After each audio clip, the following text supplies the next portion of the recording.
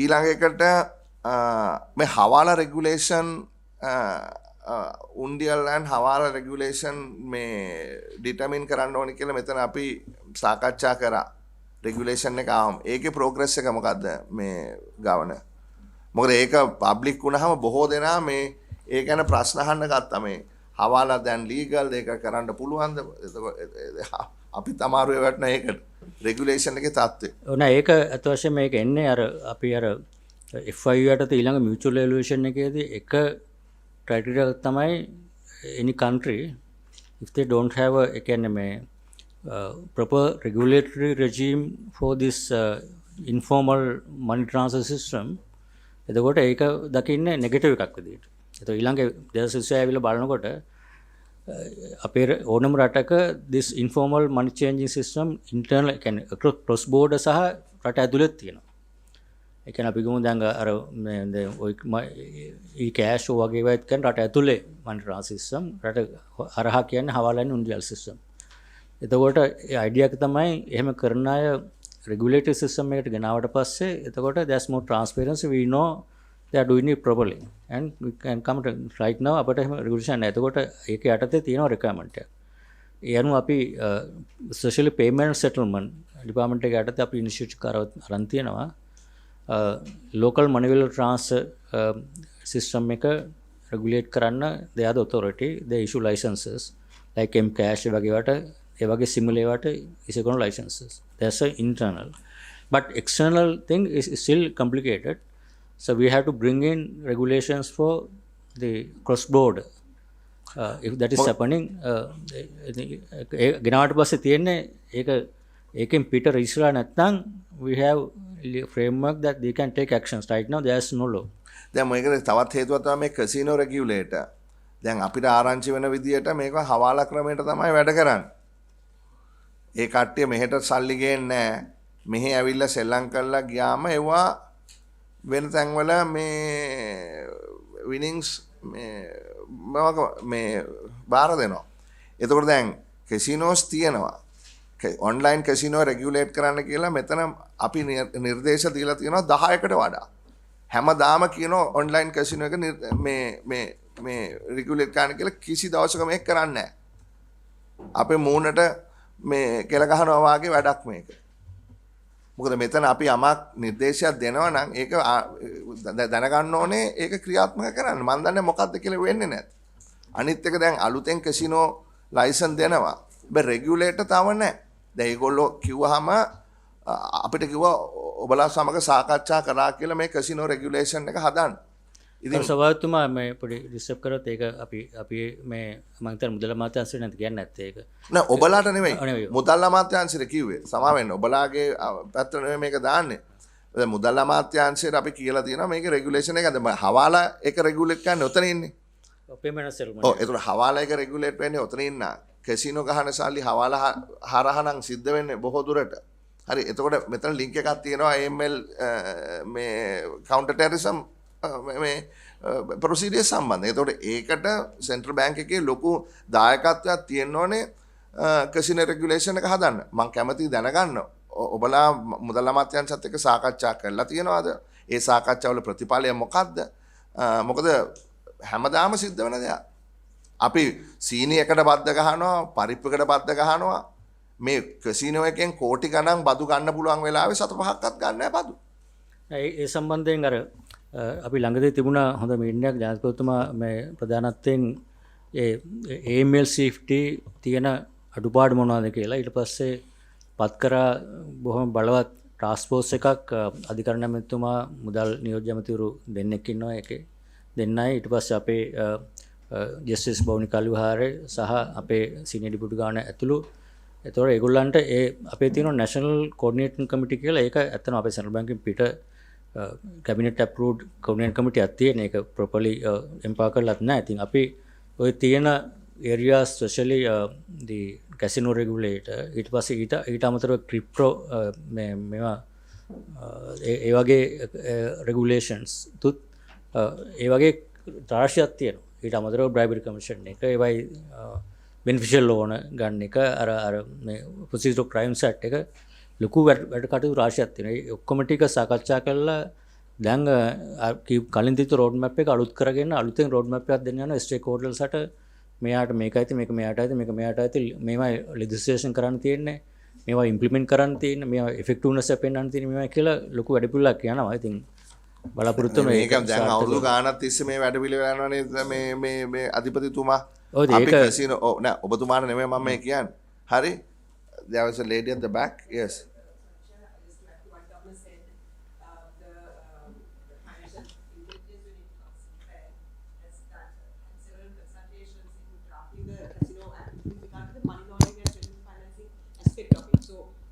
Inputs have gone to the act.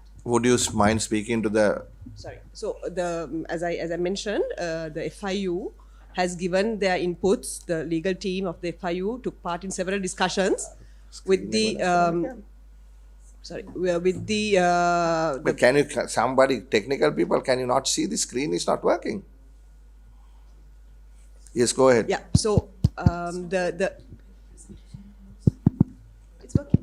No, it's working. The screen is not working. There. So, Yeah. Honorable Chairs, as I mentioned, the FIU has given inputs in drafting the law with regard to inputs with regard to money laundering and terrorism financing. So that part of the responsibility has been done several years ago, actually, and we are in touch with the Ministry of Finance. So there's nothing more that the FIU or the central bank can do with regard to the Casino Act. අපේ බලවත් අප්‍රසාදය පළ කරනවා මෙතන කමිටුව මම හිතන්නේ ඕගොල්ලෝ අලුත් මේ කමිටුවට නමුත් මේ කමිටුවේ මේ පුටුවේ ඉඳලා මම දැන් අවුරුදු දෙකක් තිස්සේ මේකට සටන් කරනවා. අලුත් ආණ්ඩුවට ඉතින් මාස දෙකයි නේ ඒක නිසා නෑ ඔබතුමා ගැන නෙමෙයි මම මේ කියන්නේ. නෑ මාස මම කියන්නේ අවුරුදු දෙකමාරක මේ සටන. ඔව් ඒක හරි ඉතින් ඒ නිසා මේක සිද්ධ වෙන්න ඕනේ. ඉතින් ඒක අනිවාර්යෙන් කරමු අපි. සම්පූර්ණ එක සහයෝගය දෙන්න මේක කරගන්න. මොකද අනේ ඔන්ලයින් එක කියන කතාවක්වත්ම නෑ. Are you also working on the regulation on online casinos? We have been informed that there could be two laws, or so that's something that I think we need to discuss and see where it is. But the FIU has given the inputs because the same principles would apply with regard to ML and CFT. Right. අවසාන මගේ ප්‍රශ්නේ දැන් ගොඩක් කම්ප්ලේන්ස් එනවා මේ මිරිස්ස පැත්තේ වැලිගම පැත්තේ මමත් දැක්කා මමත් ගියා මේ වෙන වෙන මේ ජාතීන් ඒගොල්ලෝ බිස්නස් කරගෙන යනවා. ඒගොල්ලෝ ක්‍රෙඩිට් කාඩ් ගන්නෙත් නෑ කෑෂ් ගෙවන්න ඕනේ. එතකොට මේවා සම්බන්ධයෙන් ඕගොල්ලෝ යම්කිසි විදියකට අවධානය යොමු කරලා තියෙනවද? මෙතන ඔය AML CFT බලපානවද? මේක මෙහෙම යනවද ඉස්සරහට? මොකක්වත් ඒකට මේ පියවරක් ගන්නවද?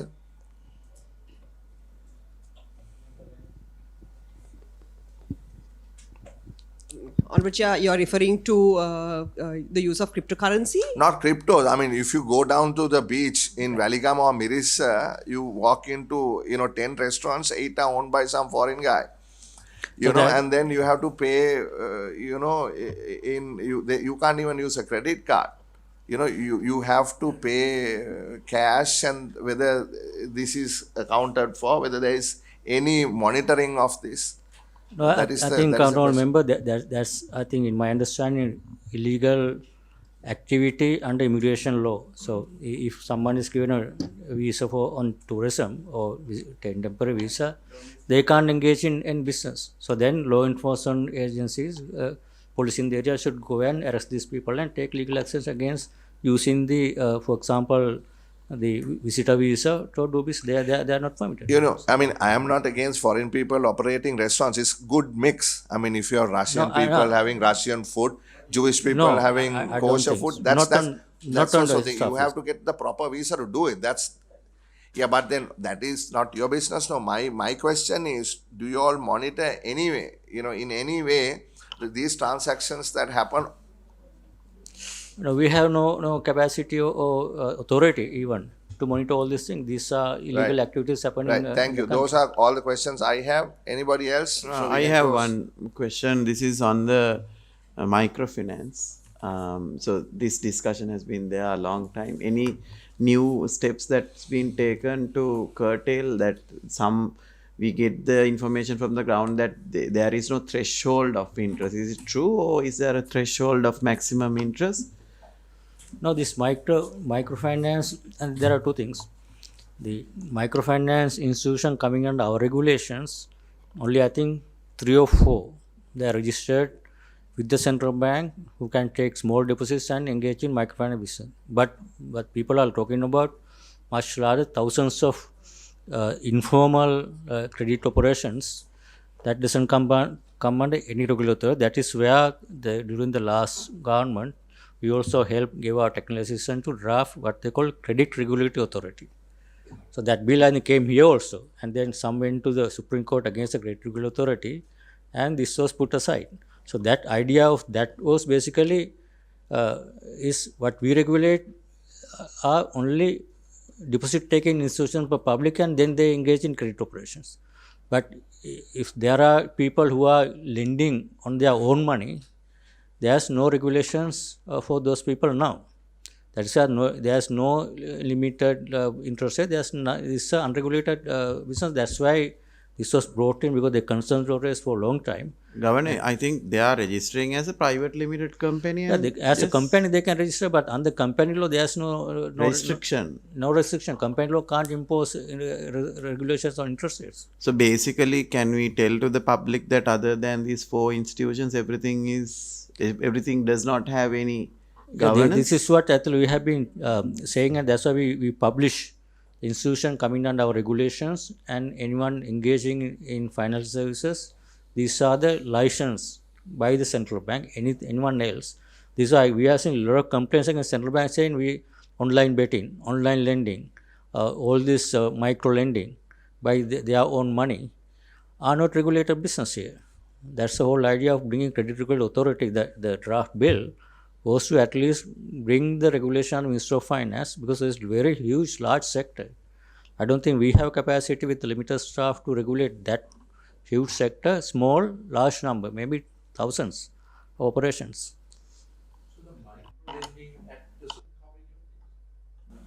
There is a act, no? There's a finance, what is the act? There's a microfinance There are act. only 4 institutions that are regulated under that act, Right, which are so taking anybody who public doesn't- deposits. Doesn't trade on that is illegal. Not illegal. Not illegal.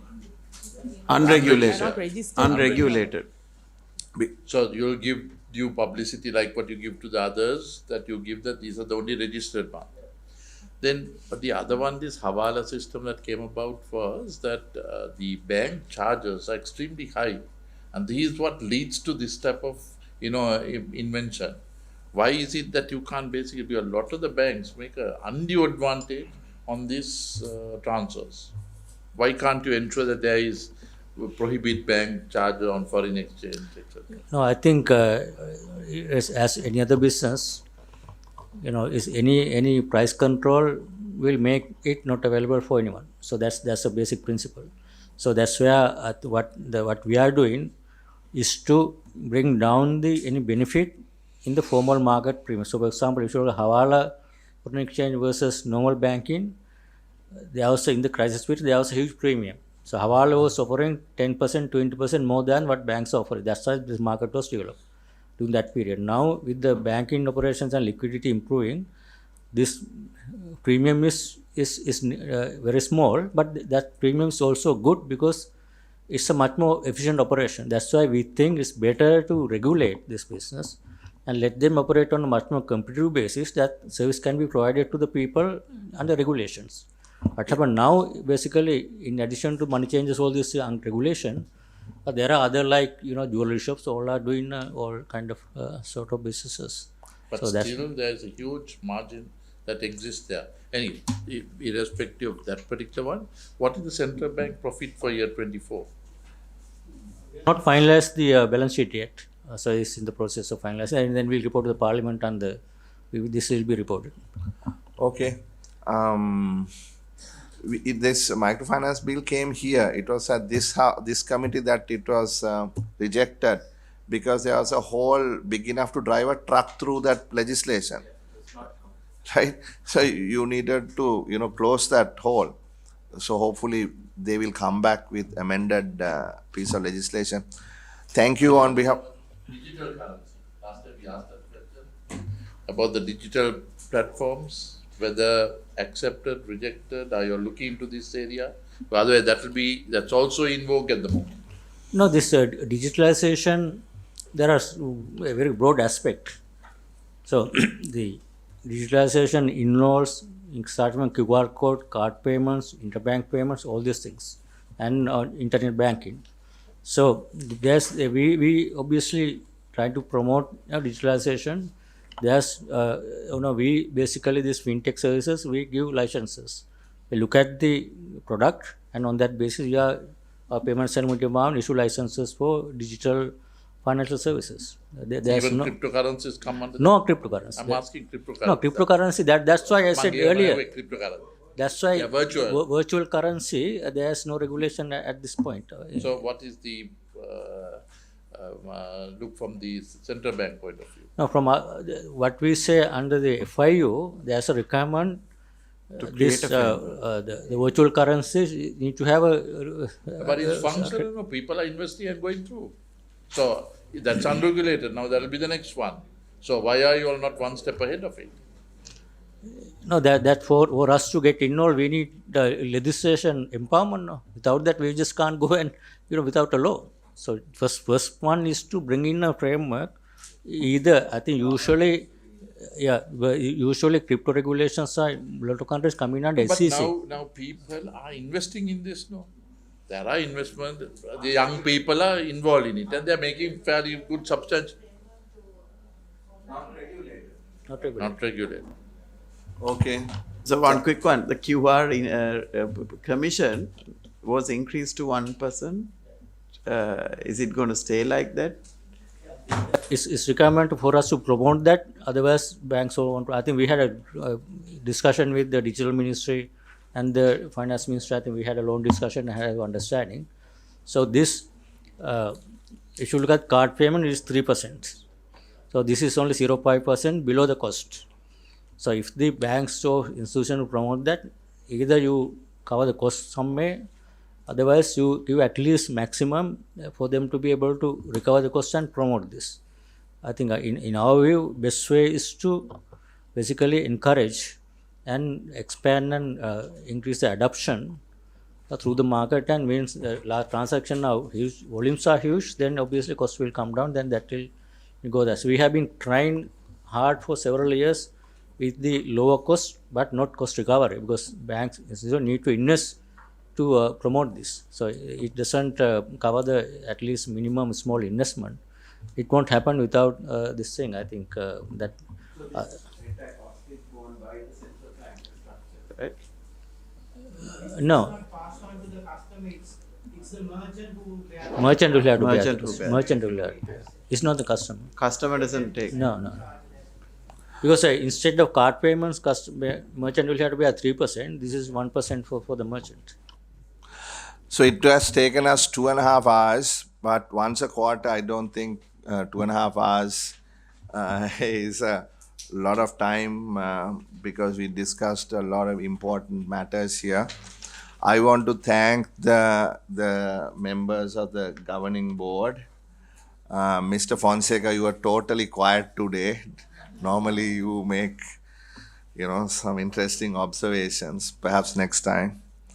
Mr. Govindasamy, Dr. Ratnayaka, Dr. Dunusingha, Mr. Amarasurya, Mr. Jayasingha, Dr. Dushni, I didn't even see you. Are you hiding? There you are. I would have picked on you if I saw you. Thank you. I know, that is what I was going to tell. Because Dr. Veerakoon, we are sending you some work. We just discussed this before we started the meeting. IPS, a report that you regularly prepare for us on the budget. So we will be contacting your office tomorrow. And all the deputy governors, senior deputy governors, directors, thank you very much. So this is the first time we've had this. So this will be sort of a meeting that we will have once a quarter. Once in 4 months. Yeah, sorry, once in 4 months. So until then, thank you very much. Thank you.